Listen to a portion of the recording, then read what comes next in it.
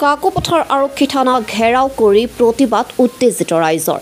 এগৰাকী ছাত্ৰীৰ ৰহস্যজনক মৃত্যুক কেন্দ্ৰ কৰি এই প্ৰতিবাদ। আৰক্ষীৰ সতে বাক বিতণ্ডা প্ৰতিবাদী ৰাইজৰ। যোৱা 5 জুন তাৰিখে ডুমডুমা মহাবিদ্যালয়ত অধ্যয়ন কৰা পেঙেৰী তৰাণীৰ স্নাতক মহলাৰ এগৰাকী ছাত্ৰী কাকোপথাৰ ডাঙৰী সংৰক্ষিত বনাঞ্চলৰ কাষত ৰহস্যজনকভাৱে সংকটজনক আৰু অচেতন অৱস্থাত উদ্ধাৰ কৰিছিল স্থানীয় লোকে।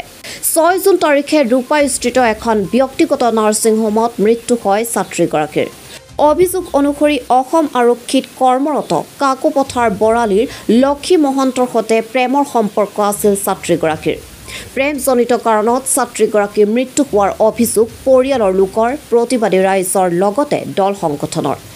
চাওক, আমাৰ ভনী এজনী ডুমডুমা মহাবিদ্যালয়লৈ পঢ়িবলৈ আহি ইয়াতে এই অঞ্চলৰ বনাঞ্চলখনৰ মৃতদেহটো উদ্ধাৰ হোৱা বুলি এইটো কথিত হয়।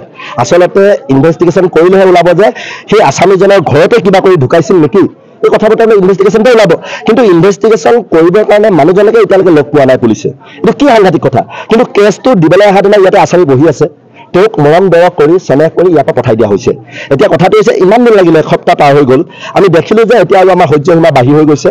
গাঁৱৰ ভনীজনী হেৰাইছে, সম্বন্ধীয় ভনীজনী হেৰাইছে।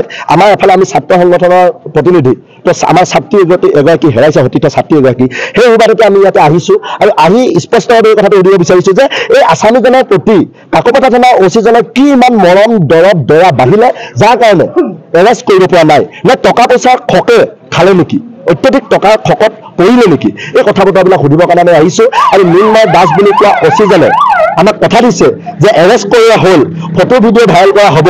ফটো ভিডিঅ' ভাইৰেল কৰক, তাৰপিছত আমি আন্দোলন উঠাই লোৱা কথা বতৰাবিলাক আহিব।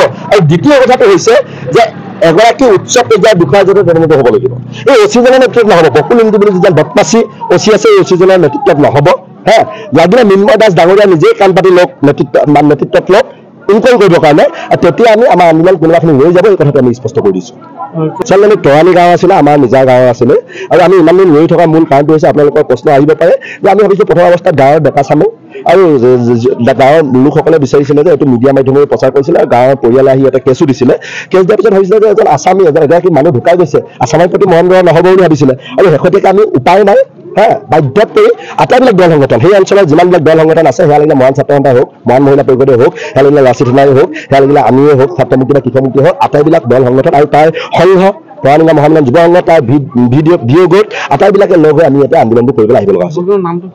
লক্ষী মহন্ত বুলি পিনি পুলিচত চাকৰি কৰে আৰু অসম পুলিচৰ কৰ্মৰত এগৰাকী চাকৰি, যাৰ কাৰণে তেওঁ মৰম দৰত এই আমাৰ অচিজনৰ বাঢ়িছে নেকি, কাৰণ একে পৰিয়াল হৈ গ'ল না, আমিতো পুলিচ পৰিয়ালৰ হৈ গ'ল না, তো তাৰ কাৰণে এৰেষ্ট নকৰাকৈ থাকি গ'ল নেকি, প্ৰশ্নটো আমাৰ উত্থাপন হ'ব। আৰু এনেধৰণৰ আছামীৰ প্ৰতি মৰম দৰত কৰা অচি বা বিষয়াবিলাকক থানাবিলাকত ৰাখিলে বেয়া হয়, থানাবিলাকৰ ৰিপুটেশ্যনবিলাক বেয়া হয়। অচি আৰু পুলিচ প্ৰশাসন আৰু আমাৰ মাজত এটা ডিষ্টেঞ্চ, বিৰাট এটা ডিষ্টেঞ্চ বাঢ়ি যায়। জনগণৰ হিতাৰ্থে বুলি পুলিচক কোৱা হয়, সেইকাৰণে এই অচিজন ইয়াৰ পৰা খেদাবলৈ সময় হৈ গ'ল। যুৱতীগৰাকীৰ সৈতে কি সম্বন্ধ আছিল? আমি এই কথা বতৰাবিলাক প্ৰাথমিক আমাৰ যিটো তদন্ত, এইটো এটা প্ৰেমজনিত বুলি কোৱা হৈছে।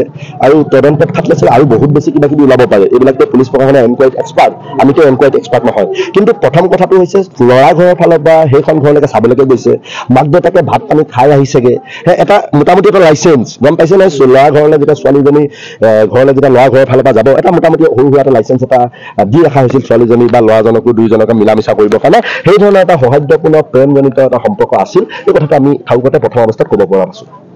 ঘৰত আছিলে, ৰুমৰ পৰা ঘৰত আছিলে, ঘৰৰ পৰা আহিলে চাউল লৈ শাক লৈ ঘৰলৈ আহিলে, ৰুমত আছে বুলি আছিলোঁ আমি, ৰুমত নাই। আমি পাছত গম পাইছোঁ এই ৰূপাই হোষ্টেলত আছিলে তেতিয়া।